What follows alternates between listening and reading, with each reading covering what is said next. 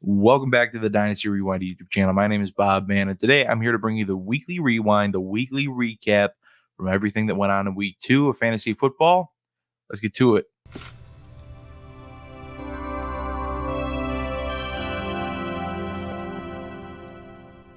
So I'm going to be taking you through game by game and essentially just giving you the bits and pieces that I think are the most valuable bits of information, how to assess players going forward, such things like that. Obviously, we'll be starting with the Thursday night game, the New York Giants versus the Washington football team. My biggest note with this game is that I just don't think that Antonio Gibson is going to be the guy we want him to be right away, if at all. And I know that might be alarming for some, especially me who went and acquired a bunch of shares of Antonio Gibson over the offseason, best ball formats, dynasty, you name it. But it just does not seem that they really trust him in the receiving game enough. They seem to, especially in this game, really want to get JD McKissick involved, especially, he was out there throughout all of the 2-minute drills. And I don't know if this is maybe a direct correlation with Fitzpatrick being out and Taylor Heineke now coming in, but it's definitely something that's concerning going forward for me. What am I doing? In a redraft league, I'd be trying to sell him or trying to pick up a different running back in his place, doing whatever I can to shore up that spot because I'm just not really sure that Antonio Gibson is it this year.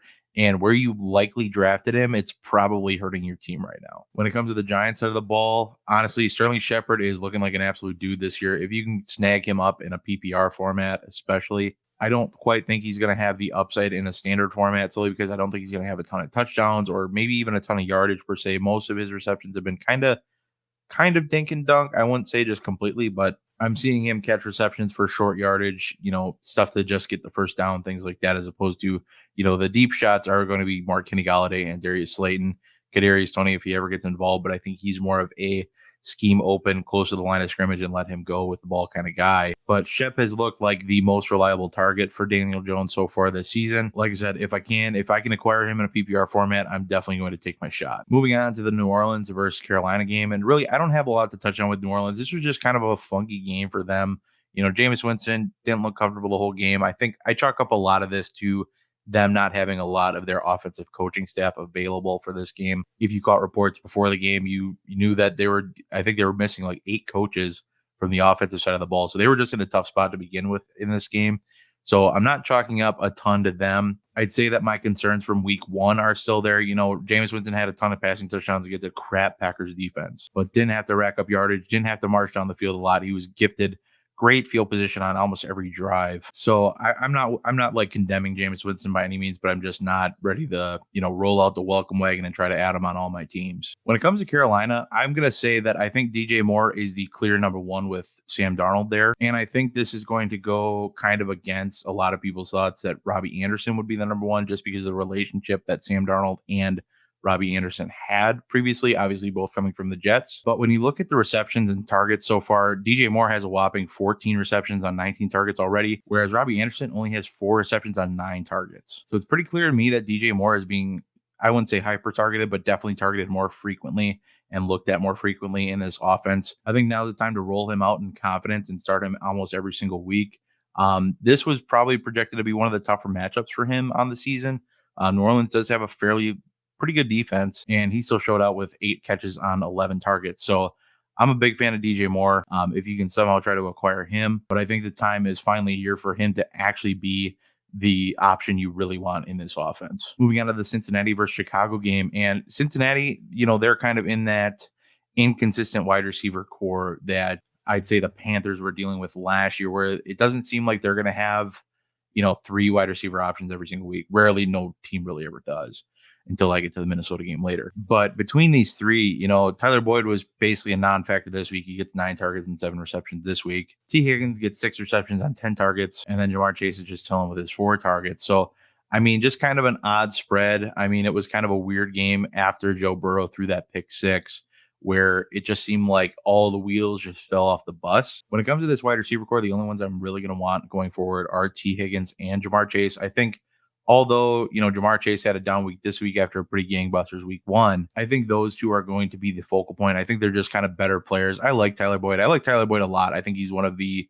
unsung heroes over the last few years, holding down that wide receiver room in pretty stellar fashion in Cincinnati when they didn't really have a one, whether AJ Green was out, last year with T. Higgins being a rookie. When it comes to Chicago, if this team wants to compete, it's got to be Justin Fields. I just don't see Andy Dalton ever giving them a real competitive shot. Their defense is kind of past the point where you can really rely on them, in my opinion, although they did a really good job this week. Don't get me wrong. Their defense won the game this week. But like that's just not going to work down the road. You're lucky to have a quarterback throw 3 interceptions. And like I said, it seemed after Joe Burrow threw that first one that he was really in his head. It was just kind of like a trickle down effect, a ripple effect, a real downhill turn after that first interception. So I just think Fields needs to get on the field. Andy Dalton dealing with injuries. Now is the perfect time to pull the guy.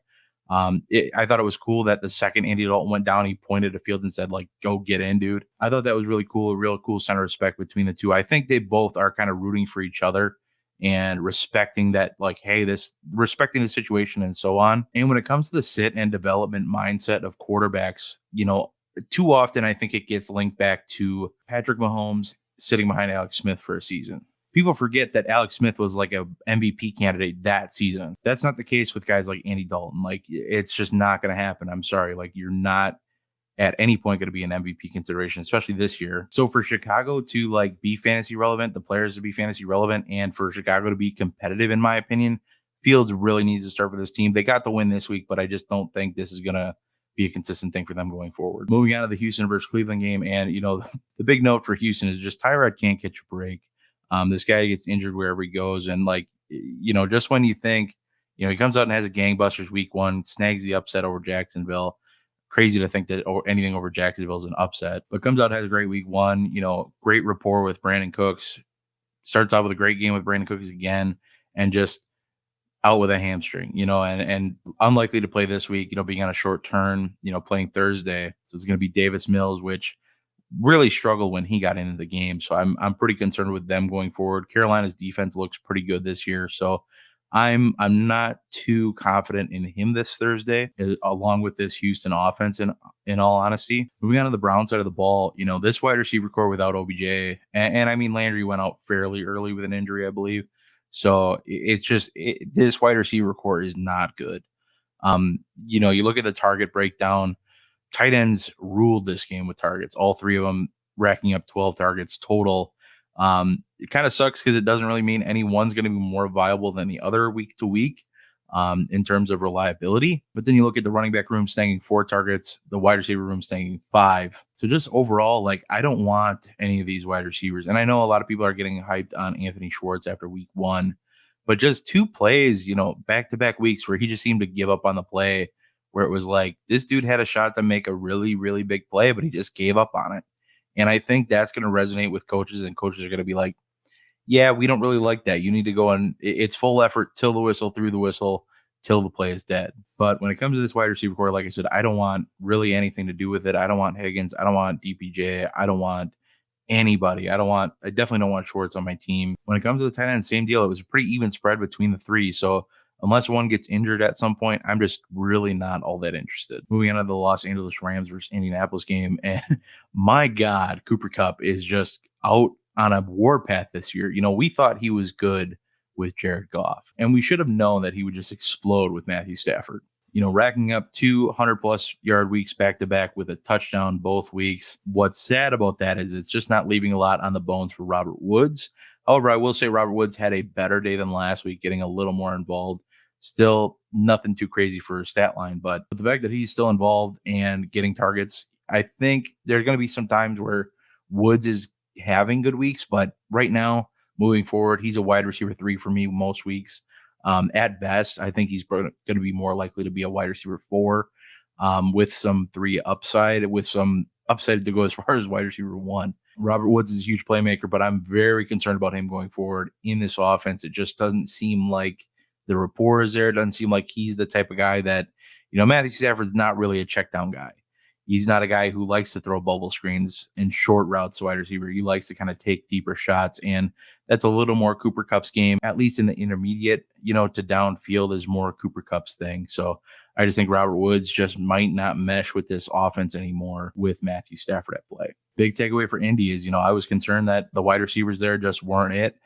Michael Pittman goes and has himself a day, 8 receptions for 123 yards. Now, big concern going forward is Carson Wentz is likely to miss time, and I just don't know if Jacob Eason is going to be it. However, the bright side of the matter is that he was taking first team reps leading up to the season. So when you look at it, he is going to have a little more familiarity with these offense and these players in it. So I'd say there's optimism, but being realistic, I don't think it's going to be a good, pretty sight. Moving on to the Denver versus Jacksonville game, and good God, does Jacksonville just stink. More and more every week, Urban Meyer is looking like a one and done coach this year. Actually elected to run the ball a little more this week, still sitting around 70 to 30% pass to run ratio, which is not great, not really a recipe for winning in the NFL, if you ask me, but it seems like, Laviska Shenault, I was a little higher on him coming into the season. Thanks, Nate. But it just seems like he, in this offense at least, I think he's still probably a year out from really performing. Trevor Lawrence still kind of getting a grasp of things, doesn't maybe seem all that ready for the NFL. I'm obviously willing to give him time. I think he's got the talents and the traits, but this offense just the only piece I'm willing to buy in on right now is Marvin Jones, and that's because he's still probably going to be the cheapest of the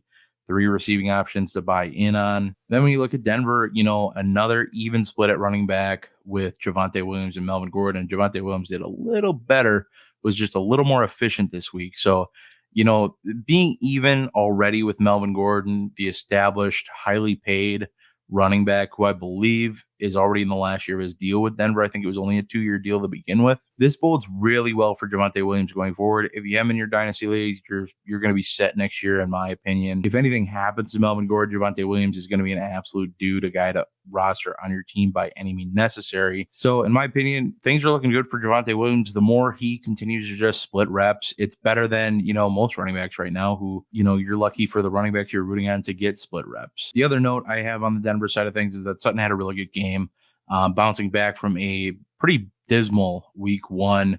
Only the 1 reception for 14 yards, bounces back with 9 receptions for over 100 yards on 12 targets. No touchdown, though. That's okay.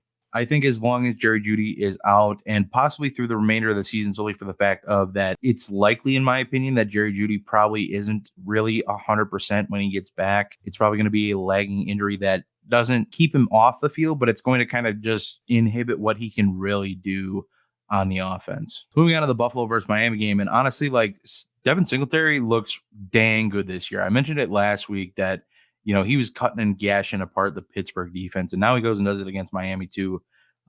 He looks better than he ever has, in my opinion. Quicker, faster, more elusive. All the cliche things that you say about good running backs. Zach Moss vultured 2 touchdowns, but it is what it is. When Singles is getting the bulk of the workload, he was much more efficient, and he possesses that receiving upside that he probably won't get a ton of, but if anybody's going to get receiving work in that backfield, it's going to be him. My biggest concern is that once Allen kind of heats up, Josh Allen kind of off to a slow start this year, is my biggest concern when he does heat up, that it's going to eat into his work. I think they're going to be willing to pass the ball more. They're going to be willing to, Josh Allen's going to take off on his own that much more. So I am concerned going forward, but he does look really good, better than, like I said, he ever has, in my opinion. So if you can go sneakily snag Devin Singletary, maybe off the wire in some leagues, I won't say he's available in dynasty leagues, but redraft leagues, he might be kicking around. You never know what's out there. Doesn't hurt to check. Takes 2 seconds to check your waiver wire.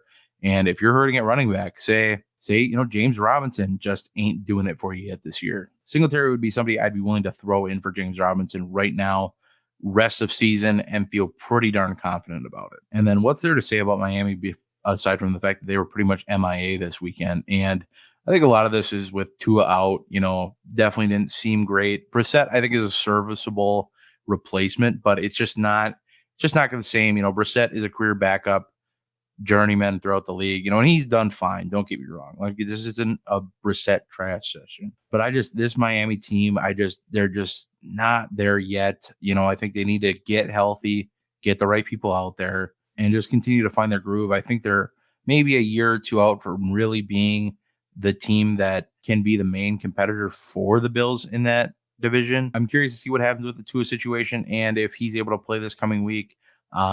Just came out with bruised ribs, so it sounds like he's going to be it's going to be a pain management deal as opposed to anything they need to do surgery on or anything like that. Speaking of the other contender likely to be in the AFC East, and that's the New England Patriots, who absolutely took it to the New York Jets this week. My big takeaways from this game is Damian Harris is a stud, and he's going to continue to see work as long as he's healthy.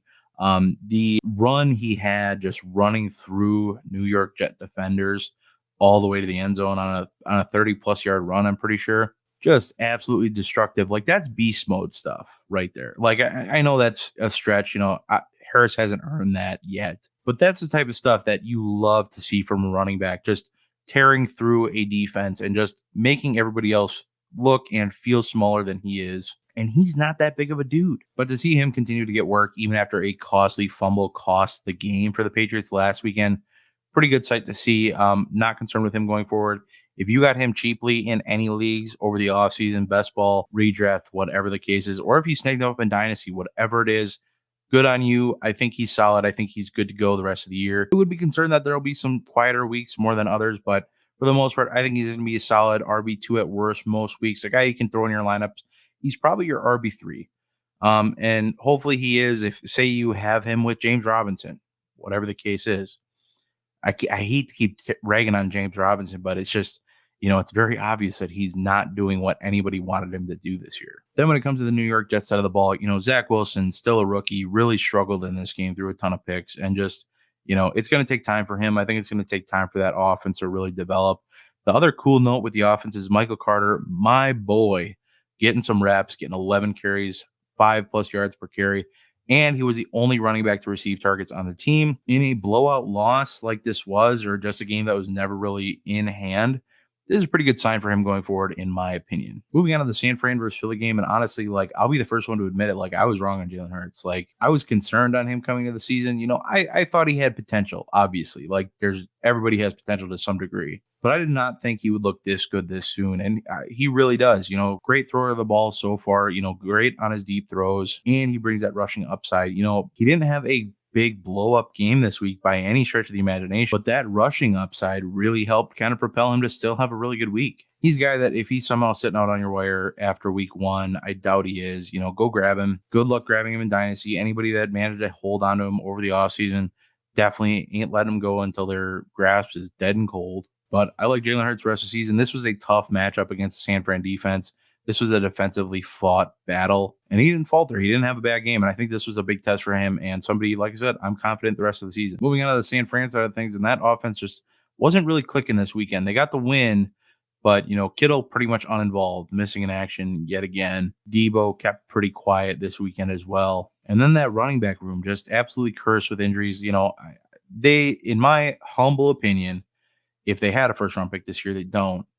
Whoever is the most durable running back that they can get their hands on in this coming draft that running back. Whatever the cost, whoever it is, whatever it takes, draft the most durable running back. It's been made pretty clear that Shanahan doesn't want to invest anything into running backs outside of, at the highest, a third-round pick in Trey Sermon, who had injuries concerns coming into the season, into his NFL career. But I think at this point, it is really hurting their scheme not having a consistent running back there that can just do it all and be out there and be durable and all of the things that you say about good running backs. I could be wrong. I doubt it'll change. I'm sure they'll draft another later round dart next year and be fine with them until he gets hurt. And the running back carousel goes round and round. Moving on to the Las Vegas versus Pittsburgh game. And is Las Vegas good this year?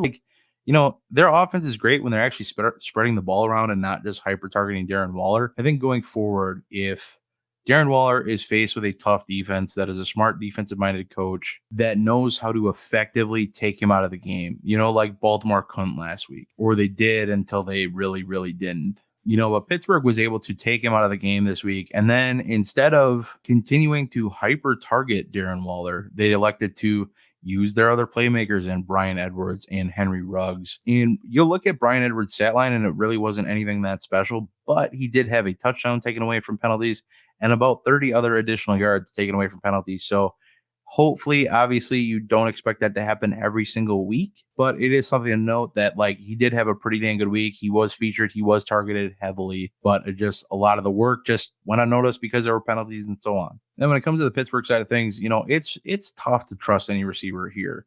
Deontay Johnson ended up having a pretty solid outing, but it just seems like every game's the same where he's just banged up in some way, and eventually that luck of him still being able to play the next week, in my opinion, is probably going to run out. But then when it comes to Juju and Chase Claypool, both of these guys just, not great work this weekend. And I think the days of this being an extremely explosive offense are gone. At least for now. There's a chance it could come back. You never know. I just don't know if Ben still has it, and that's a controversial discussion to get into. But like you have to sense that it's just not the same. Like it's not the same ground and pound, play action, deep throw offense that it used to be. It's a lot more dink and dunk, screenplay, stuff designed to protect Big Ben instead of taking these deep, effective shots. So I don't know. Take that for what it's worth. Moving on to the Minnesota versus Arizona game. And, my biggest bit and my biggest takeaway is invest in the Arizona offense any way you can. Kyler Murray is playing on another level right now. Had an interception this week, but still 3 touchdowns, 1 on the ground after 5 total touchdowns last week.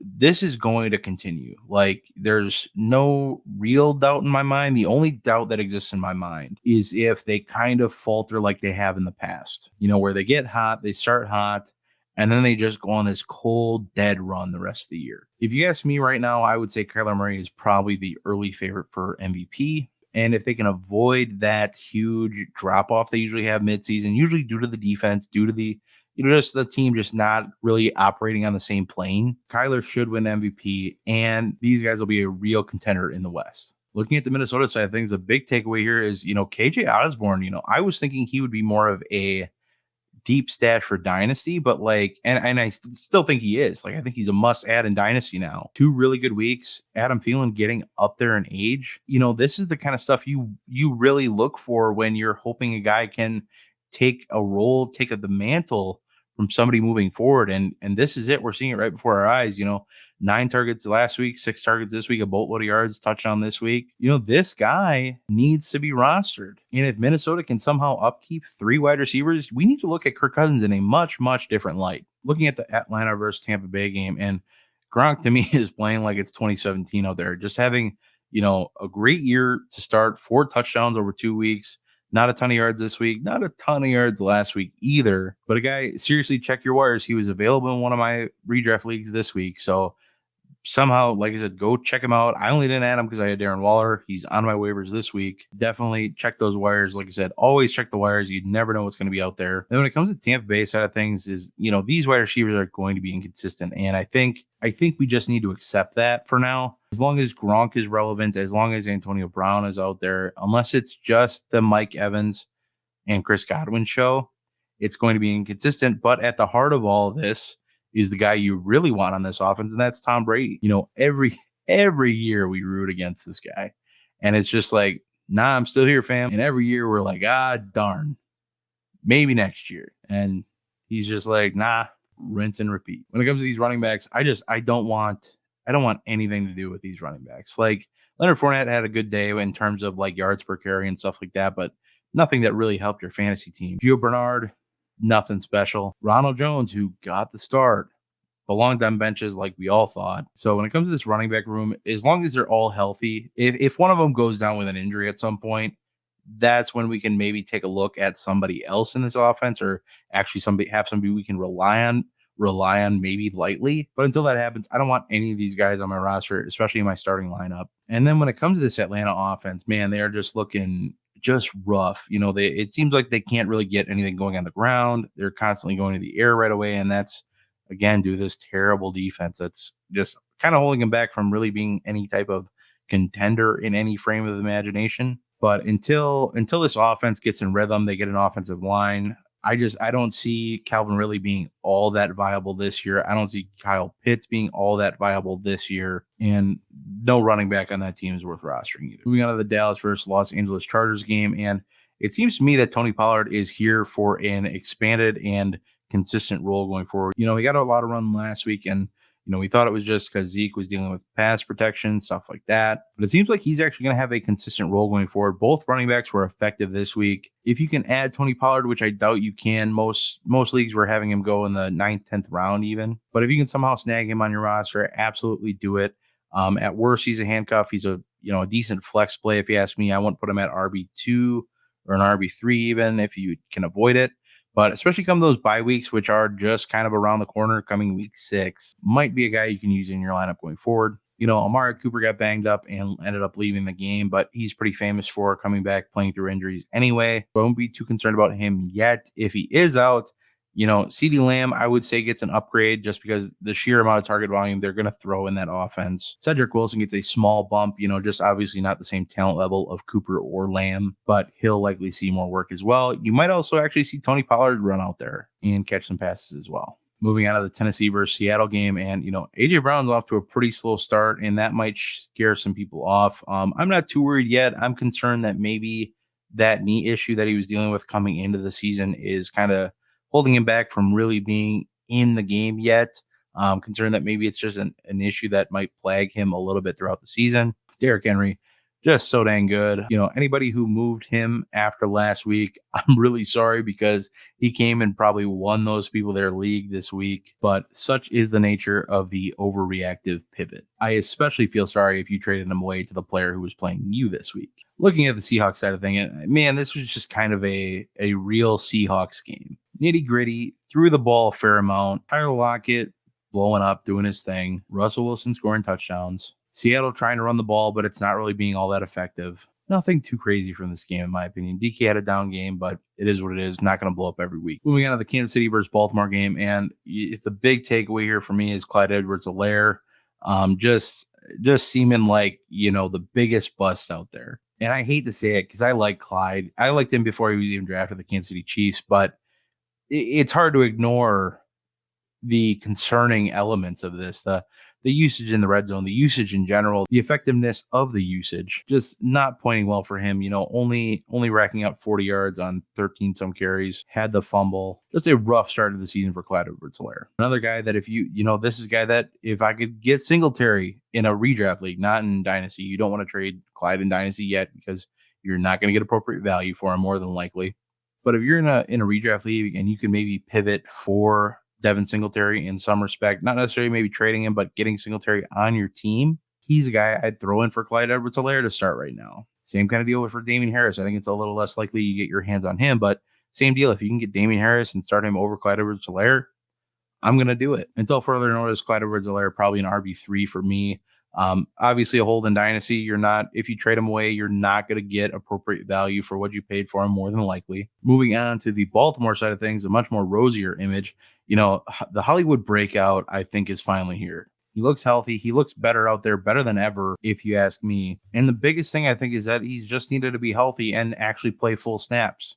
Whenever he's played full snaps, he's usually had pretty dang good games. So go get Hollywood Brown if you can. Check your waiver wires. If you're in a small redraft league, he might still be out there. But he's a guy I think you want on your team and a guy who I think could be a wide receiver 1 this year. Then moving on to the Green Bay versus Detroit game. And thank the Lord, the Green Bay offense finally woke up. They were actually, what we've kind of been expecting. And my biggest fear here is there were still a lot of those little quirks and miscues that bad offenses tend to have. Just the little things with missed timing, Rodgers throwing just a little off here and there, and even making some poor decisions. And all of this was against a bad defense. So I'm still kind of concerned with the offense, but it was nice to see them kind of come alive and obviously get the win as a Packers fan. Moving on to the Detroit side of things, and honestly, it was pretty positive heading into halftime. It looked like they, kind of had Green Bay on the ropes, and then they came out and didn't score the rest of the way. I think the biggest issue here for Detroit was that they pivoted away from the run game too soon. I think Green Bay scored that first drive after halftime, and then it just seemed like it was such a pass-heavy game after that for Detroit, and that's not how they're going to win games, especially coming fresh out of halftime. When they're playing from behind from, one score, I think they really need to just still commit to the run game if they're going to plan to win games. The run game seemed to be their strength. I mean, there were very few plays that I saw that plays were stopped for a loss or even less than 5 yards. So to pivot from that early in the second half, I think was a big mistake. And I do think that they will probably return to the run game. Hopefully they can reflect on that and be like, oh, this is where we went wrong. And I think that in turn will get, DeAndre Swift and Jamal Williams a little more involved on your fantasy teams and have them scoring more points. And then when it comes to the wide receiver room, Quintez Cephas looked fine. I've never been a huge Cephas fan. I saw him play for several years at Wisconsin, and I just never thought he was all that great. And, the big play he had, good on him. He had to push off Kevin King to get it done. It looked like a push off to me. Don't fight me. But had to beat Kevin King to get his big play in. So I would say that, like, while I'm not a huge fan of Cephas, if you want to take a shot on a wide receiver that could be a wide receiver one for a team, albeit in a bad passing offense, I think you should take a look at Quintez Cephas. However, if you want the real wide receiver one in this offense, you should take a look at TJ Hawkinson, who looks like an absolute dude. Made a phenomenal catch from a phenomenal throw from Jared Goff in the back corner of the end zone, which was just absolutely impressive. Even as a Packer fan, seeing that score to go up on us, I was just like, man, good on you. That was awesome. But that is it for the weekly rewind this week. I do hope you all enjoyed the video. If you did enjoy the video, please leave a like. Check out the other videos on the channel. Let me know what were your biggest takeaways from week 2 of fantasy football and what you're looking forward to in week 3. That is it for me today. Y'all have a good one.